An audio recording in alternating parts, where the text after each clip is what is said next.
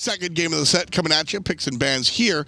The Papis, last time they had a first selection. This time they'll be on the second side. Obey start things off, saying no to Dheylo's Ravana. And I wouldn't be surprised if Papis prioritized the Chulainn very early in this draft, considering that last game, Obey Line's last pick, the Chulainn. They had that flex between the Camazotz and the Chulainn, and it worked out very well for them.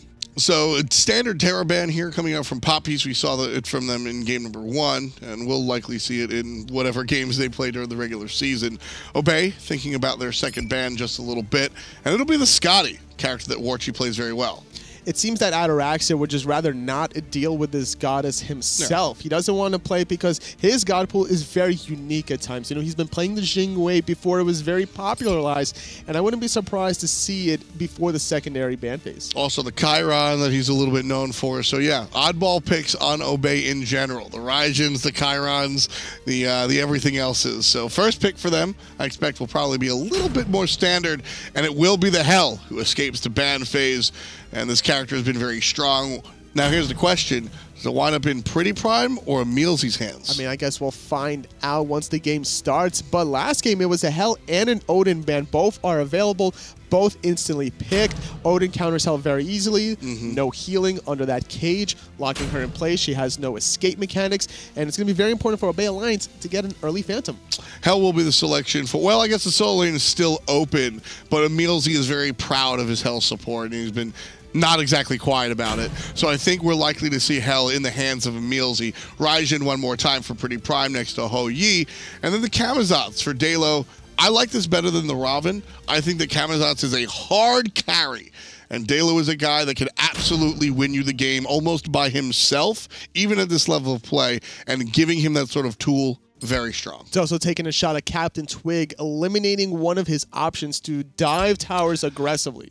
That said, I'm never concerned about CaptainTwig diving towers. He's got the Osiris jungle. He's got the Erlang Shen jungle.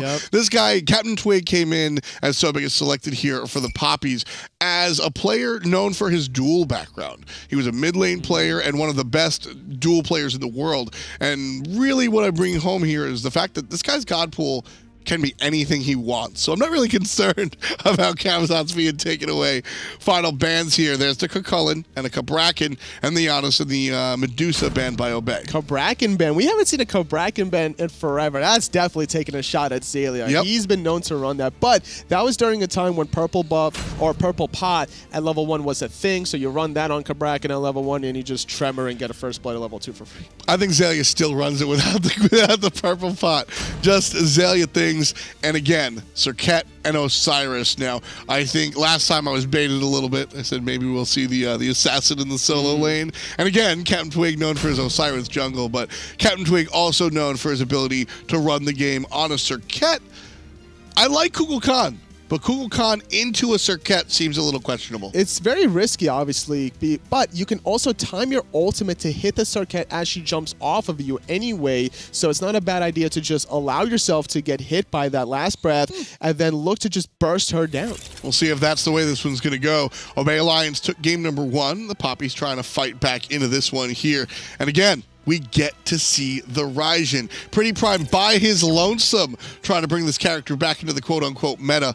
Although I have to give a shout, a couple of other European streamers have been bringing out the Raijin. I think that the idea that he's the worst character in the game is objectively not true, and I think that players are starting to discover that. The level 2 clear is actually insane. You drop your 2 on the whole wave, and then you can't even come close to the wave because if you're relatively close, the chain lightning bounce effect is going to clip off of the minions onto the gods. MrNazer also has safe clear, however. Perhaps the safest clear in the game. I think Kukulkan and Ra kind of argue over that in the back room. But Kukulkan, NATO and run. NATO and run. We'll see you later. And Ra is probably the safest god in the game. And then with Kukulkan, he doesn't have that sort of heal, but he's just a kill or be killed almost. If you're going to be willing to risk diving with Chulainn, you better prepare for those Spirit of the 9 Winds. You know, it's interesting here. I love both of these mages, and I think that for a long time, Smite's pickable god pool, let's say, the playables in this game. Papis looking for the invade here, hold that thought. Dheylo and Creed looking to steal away the speed buff, and CaptainTwig just going to let it go. No reason to fight over this one, he says. Stripped away the 2 little speed ogre minions, but not committing to the full one because there was 2 Papis members from mid making the rotation. It was another 4-man collapse from Papis. They definitely calculated out that this blue and speed buff double combination invade has been working for them out in the past, at least in scrims potentially, and they're bringing it out here in full force in the SPL. Xaliea has to pop the sprint to get away from the slow, and that'll save his life for the moment. Yeah, this is the second time that the Papis have put 4 players on the right side, and it does give them this early game power. Last time they did lose that, and Obey Alliance kind of just said, all right, man, if you're going to do it again, we still were able to win the game despite you getting a nice, 1K lead. I think very important for Obey last time was that they were able to come back from it. Twig getting dangerous invaded, counter-invade rather, onto the Papis, taking his speed buff, rightfully so, and now he's going to be able to get some experience in these oracles, and that's the beauty of Circuit, the double abilities of escape between your 1 and your 3. That's also the beauty of communication, right? I mean, Obey Alliance Xaliea is making this call. They're still in my jungle. There are still 4 people here. Twiggy, do something. Also, Twig used his blink. I think that Twig might have went into the speed buff, blinking into the speed just to be able to invade, use the zigzag, get the damage off, and get his own buff. This now doesn't put CaptainTwig behind, staying at the same pace of Dheylo. Yeah, it's a really nice, aggressive play. And again, a confidence play as well. Warchi turning around, looking for the 1v2 again. He knows he's got Draco. That's a pure bait. Warchi at half health running into 2 full members out of Obey Alliance. They're probably thinking to themselves like, all right, he's either a little lit right now, or this is an obvious bait. I mean, we talk about reading players, right? You coming at me half HP by yourself, that's green eggs and ham. I know that there's a guy in the jungle, whether it's support or jungle, I don't really care. We don't want to take this fight this early as a health support, so that's something absolutely that Obey Alliance were aware of. And because Obey Alliance have a health or a EmilZy, Ataraxia doesn't have to go into Devourer Gauntlets here. He can be pure ability-based, finish off the Transcendence after boots, and look to make a lot of these efficient trades against Warchi before his Devo Gauntlets gets complete. Yeah, we were mentioning that before. Medusa, one of the classic examples of an ability-based hunter. You would almost expect her to still go Transcendence even with the changes to some of these basic attack items. But of course, Ataraxia doing what he pleases. Even with the Hell, I'm not sure if we don't see the Devo gloves, but the Transcendence does bring a lot of damage when it comes to Ricochet. And of course, the ultimate with respect to Hoyu's damage. Absolutely. It's not just the Ricochet, it's also the 7 Suns that you'll really be looking to drop down here into these big team fights. There's just a big team fight presence from all of Obey Alliance between Ataraxia, PrettyPriMe, and EmilZy. One thing that we haven't mentioned that I think is very important is the location of this Camazotz Odin. Last game we saw the assassin warrior combo, and it went in their quote-unquote traditional roles: the warrior, the solo lane, and the assassin in the jungle. Now we see the Camazotz solo, which is absolutely I wouldn't say a standard pick, but it's not that spicy. He's definitely a capable solo laner, but I think it's more important so that the Odin finds his way in the jungle. You're also looking to just stay in the lane as long as possible to sustain out of a Camazotz between your Death's Toll, jumping on minions with your 3rd ability, and then if somebody dies, whether it's your team or the opponent, you're going to be getting both health and mana back just by standing on those pools. Even if you die, but you come back to the lane, you kind of have a handicap, right? Because you can eat your own stuff. But here, for me, it's all about Dheylo. On the Odin, he's going to be rotating the map earlier than Creed, obviously. He's a jungler. His whole job is to rotate the map. And since Odin is there directly to counteract the Hell, just how quickly the Papis locked in Odin to deal with the Hell, his job is to just, whenever Hell becomes relevant in these team fights, jump and cage. With that said, he hasn't been making his rotations in the left side, focusing out EmilZy. There is no Phantom for Obey Alliance to get out of the cage. If EmilZy gets trapped in with Dheylo, there could be a lot of follow-up damage before EmilZy gets any of these tanky items online. Yeah, I'd like to see some early play, but I think it's dealing with Hell is an interesting thing because you kind of have to always deal with her. If you put her down early, she's still going to be powerful later on. So camping Hell is a lot different than camping a Hebo or an Ao Kuang. You're going to want to do it in the mid game. You're going to want to do it in the late game. So I'm not really too concerned about Dheylo not handling it. However, the beauty of camping a Hell in the dual lane is that the gold fear just magically opens up. That's if fair. you can find multiple picks, that could allow Papis to snowball a little bit further, and Obey Alliance have gotten a slight 500 gold lead at the 6-minute mark here, despite losing their first speed buff. Twig, unfortunately, didn't have the range that he expected with that madness. Again, just touching on the Hell one more time. Love the itemization choice coming out from EmilZy. You got your cooldown boots and your mana, which is going to allow him to spam a little bit more. But then going into another starter item, you get 10% cooldown reduction for 800 gold plus mana sustain on the hourglass. You need. As a support, you need Watcher's Gift. There's no reason not to go it. But that Sands of Time is so strong. Sands of Time is so impactful on Hell, probably more than any other mage because of how spammy she really is. She can stay with 50 or less mana and then just get back every ability available shortly after, because the more mana you're missing, the more MP5 you're about to receive. Ataraxia now looking for the stun. Finds it on the Warchi. But that's all he'll look for. Kogakan missing, but Sobek is in the middle lane, so Ataraxia is allowed to push up this far. Again, communication is what allows our players to be so aggressive. Elemental is so important to be able to control, making sure that neither soul laner really gets too far above the other. This is why some of these junglers have elected to kind of ignore the dual lane just to be able to get some of these elementals in their favor. So the Papis here. No early first blood this time around. Game number 1, they really bit down PrettyPriMe, and that allowed them to really take care of things. Now it's CaptainTwig looking for the first blood. He'll have to jump away, however, as the rest of the Papis show up. 4 members spotted from Papis, and that's going to dictate these 2 Obey members to back off, allowing Obey to play aggressive in the dual lane, bullying Warchi out of the purple buff. EmilZy showing why Hell support is just so strong. Well, it's funny because when people think Hell support, they think of all the heals and this, that, and third. And while EmilZy is certainly bringing the heals, more so in this lane, anecdotally, I'm waiting for the graph to prove me wrong, he's doing a ton of damage. He's really pushing these players out by his lonesome. There he is, just paired up with his hunter. That's not always what you expect to see out of non-ARI supports. Whenever you max out your third ability as a Hell, you're going to be healing a lot and dealing a lot of damage. You do have to get a little bit closer to the action than you might want, but Papis haven't been punishing EmilZy for this aggression at all. That's what I wanted to see, was Hells these days in the mid lane where you, I would say normally see her really go for that first ability. Big damage on both magic missiles. Don't forget, you're also dealing damage with your heal stance one if you're not looking to heal up your teammate. And we saw EmilZy do it a couple of times before, where he unleashes the dark stance, couple of basics, and then unleashes the light stance. And you're bringing a player down to 50% as a support.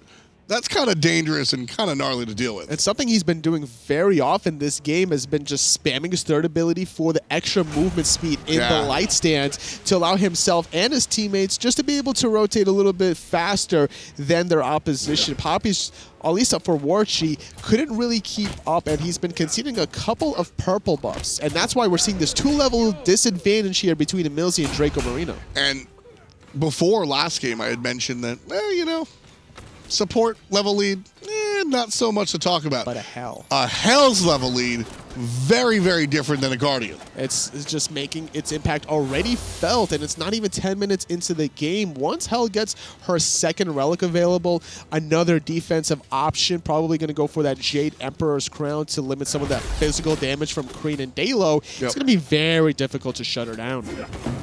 Solo lane matchup going as expected, I think. Neither the Camazotz nor the Osiris is going to really get ahead of either player. But as I said, the Camazotz is, I wouldn't say standard, but just barely below it. Why don't you break this matchup a little bit for us? It's just basically a slugfest between the Osiris and Camazotz. Not too much action will be dealt here until these blue and speed buffs are spawning back up. Xalia's getting poked out a little bit more because obviously Camazotz has those better sustain options, and it's up to the rotation of CaptainTwig to make sure that Creed doesn't get too much of an advantage. Once Camazotz gets these levels, maxes out his first and second ability, can easily poke out Osiris. That bait was very nice. The ultimate just used to get away, so a nice ult for nothing. And that's the problem with Camazotz that doesn't have the purification means. You drop the tether that Xaliea did there, you're almost guaranteeing a stun because that jump from Camazotz is such a short distance. It's not necessarily going to always break the link, especially if you got previously slowed by the Osiris 1-2 combo. Big rotation by the Papis as Obey Alliance are pushed up in the right side solo lane. Slow on to CaptainTwig, but he'll avoid the tornado. And he'll avoid the ultimate as well with a nice zigzag underneath his own tower. The Papis, PrettyPriMe I like cutting him that off. play. PrettyPriMe is cutting him off. The ultimate is down from MrNazer, but not from PrettyPriMe. The first blood, 11 minutes into the game. Mage soloing the enemy mage. When's the last time we saw that? I love that. The caught in the rotation, just, what am I going to do? PrettyPriMe right there. It looked like he used the taunt to secure the rest of the hits, which were all pure damage as part of that ultimate. Raijin, again, it's been a minute, so just a refresher. He's got 3 choices. Full damage, or giving up some of that damage for either a taunt, bringing the enemy towards him, or a fear, pushing him away. Very easy kill, too, because there was no fear of the ultimate from MrNazer. Both relics were available from PrettyPriMe. That he was level 12 during that encounter. He had the purification and the Aegis available, and only sitting level 11 for MrNazer. He rushed that Book of Thoth, which is why we didn't see too much action from Papis with Nazer to start things off.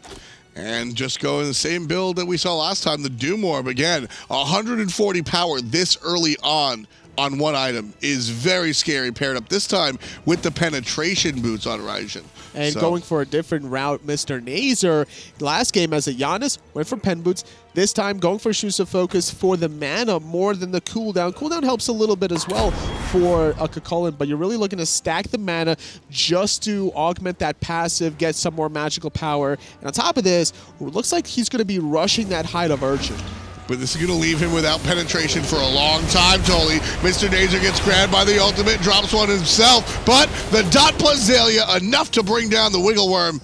MrNazer goes down for the second time in just as many minutes. And despite taking all that damage from Twig, EmilZy is here, already topping Twig off to almost full health. Gold Fury sitting at about half health. Papis need to respond. CaptainTwig trying to zone out Dracomarino. Look at that chunk from PrettyPriMe, taking the take so back from 100 to 50%. Obey Alliance peel off the objective and look directly to fight the enemy. One more time, re-engaging on Gold Fury. Xaliea zoning out Warchi, sitting at about almost half health. Level 13 Osiris not allowing Papis to breathe at all. Gold Fury sitting at less than half health. Creed up in the sky, looking to try to reset the gold. With Creed taken to the sky, very important that Obey Alliance leash that. And again, looking towards the Papis, starting the fight is going to be PrettyPriMe, banging on those drums and banging on Dheylo's head. EmilZy with the last hit, big assist coming out by the Raijin. Chasing further in Xaliea, 1 versus 2, taking down the Sobek. Xaliea calculating his damage, but not done yet with MrNazer. 3 dead members from Papis. Gold Fury was secured by Obey 15 seconds ago, and that's going to be a nice, comfortable 4,500 gold lead. Eaten. That's what Obey Alliance is doing right there. Just eating.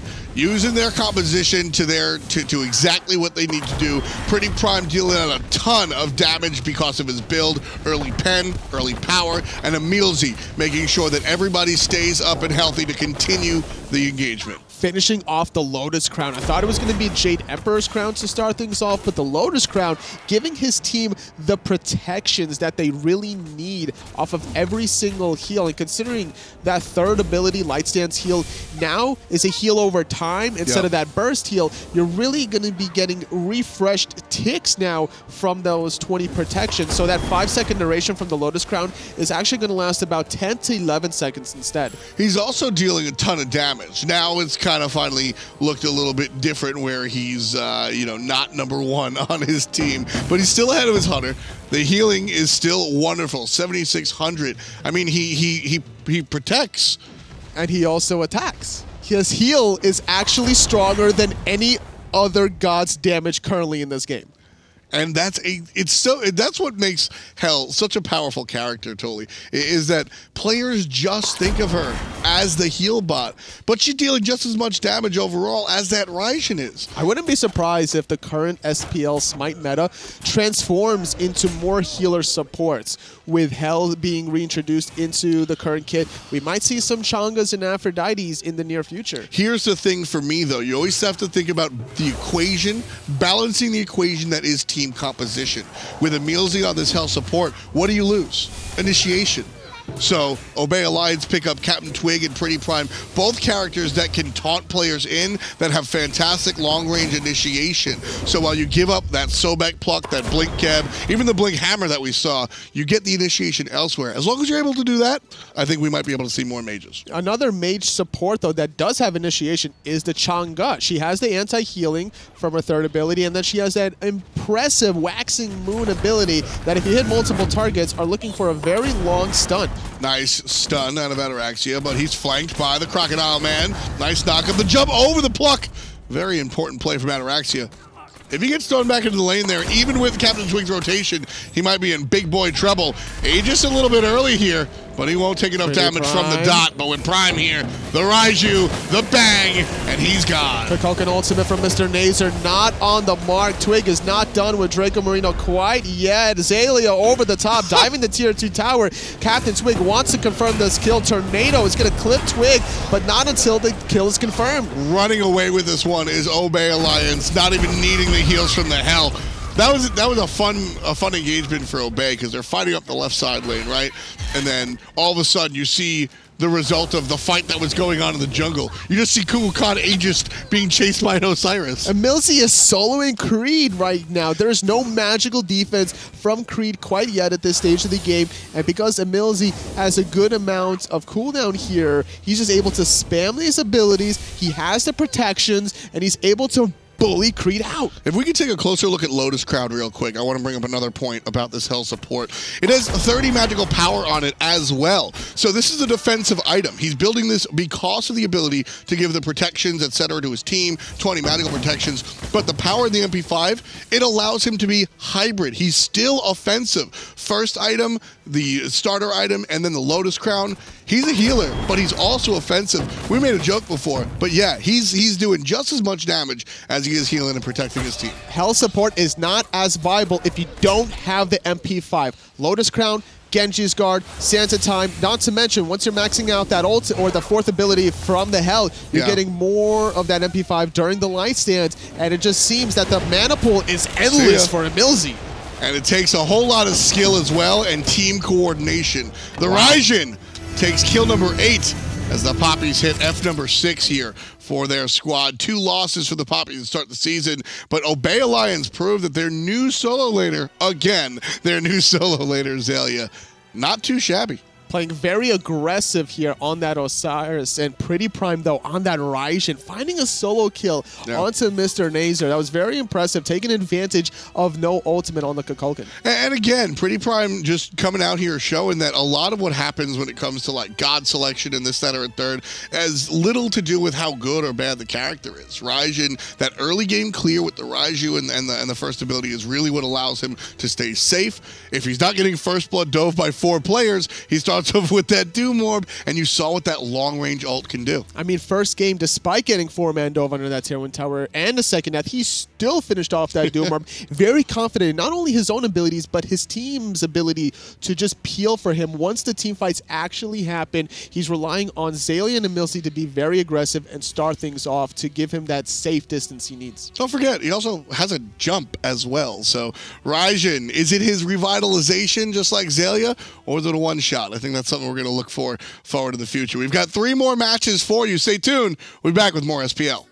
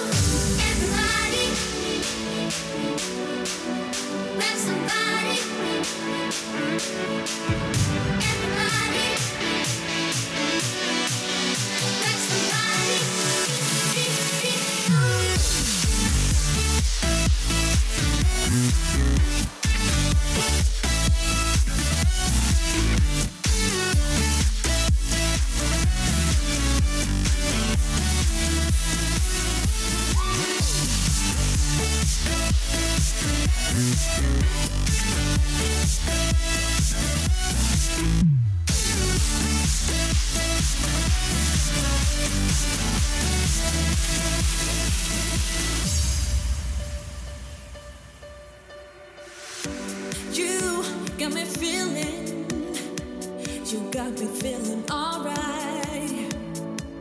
Whenever I'm around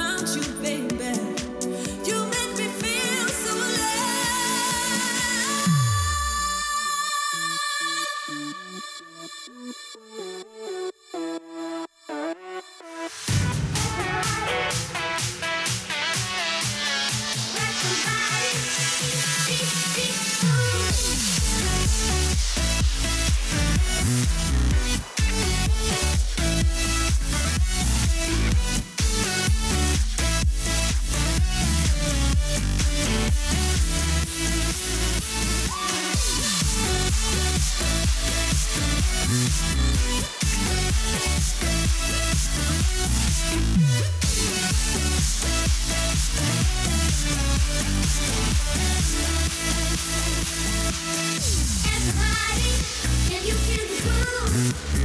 Grab somebody, let it go. Ooh, everybody, can you feel the groove? You make me feel so alive.